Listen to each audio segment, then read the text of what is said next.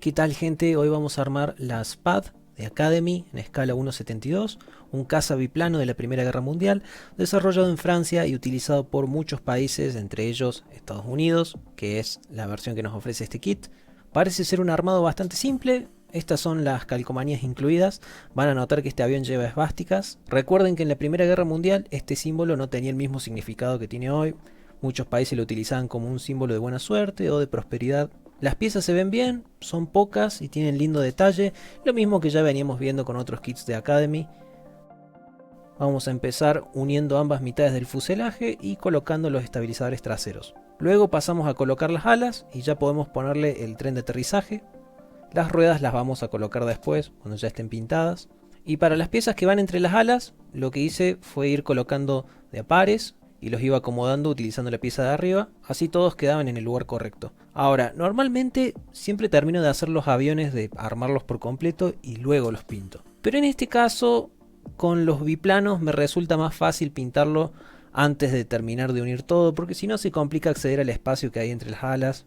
Ya tenemos la hélice y las ruedas pintadas, y vamos a empezar a pintar el resto del avión. Las instrucciones son muy básicas y no ayudan a entender qué colores hay que utilizar, no tienen ninguna imagen de referencia ni nada que hable sobre el color. Por lo cual tuve que buscar fotos en internet para tener de referencia. Ahora tengan en cuenta que este kit tiene varios años. Antes no era tan fácil buscar imágenes en internet y conseguir lo que uno buscaba. No había tanta información como hoy. Entonces me parece un punto negativo bastante grande que las instrucciones traigan tan poca información. Obviamente hoy en día no nos afecta, pero a la gente de los 90 que compró este kit sí le debe haber afectado. Para la pintura apliqué un color siena natural, seguido de un verde cromo y finalmente marrón. Después de pintar algunos detalles en color plata, ya podemos colocar las calcos. Y estas sí me dieron algunos problemas. Por más que venían bien conservadas dentro de una bolsita, estaban muy frágiles y quebradizas. Similar a como me pasó con el FWD 190D9, también de Academy. Parece que con Academy es así la cosa. Si el kit es más reciente, las calcos son una maravilla, pero si ya tiene algunos años, te da problemas. Da la casualidad que tanto este kit como el FWD 190, ambos son de 1998. Así que me parece que de ahora en más voy a tratar de comprar kits de Academy que tengan el diseño de caja más reciente. Una vez aplicadas las calcos, le aplicamos una laca y terminamos de pegar todo. Y ya tenemos aquí lista nuestra SPAD. Algunas calcos se rompieron, pero logré pintar a mano las partes rotas, así que no se notan. Vamos a compararlo con otros aviones. Hasta ahora el único otro kit que tengo de la Primera Guerra Mundial es la Fokker DR-1 de Rebel. Pueden ver que la SPAD es más baja, pero vista desde cualquier otro ángulo es más grande. Vamos a compararla con un biplano de la Segunda Guerra Mundial. Hay una gran diferencia de tamaño. Y así es como se ve con un avión más compacto, como lo es el Bf-109.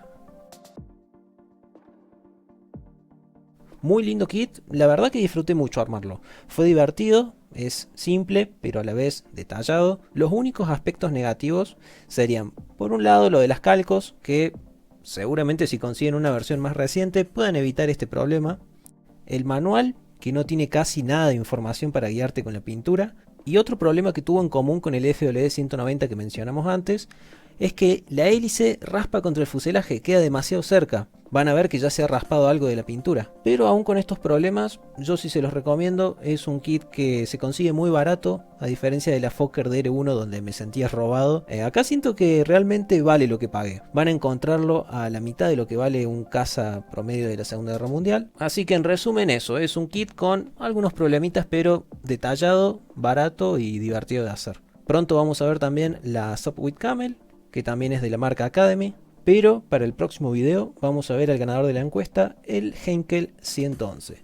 Así que nos vemos la próxima. Saludos.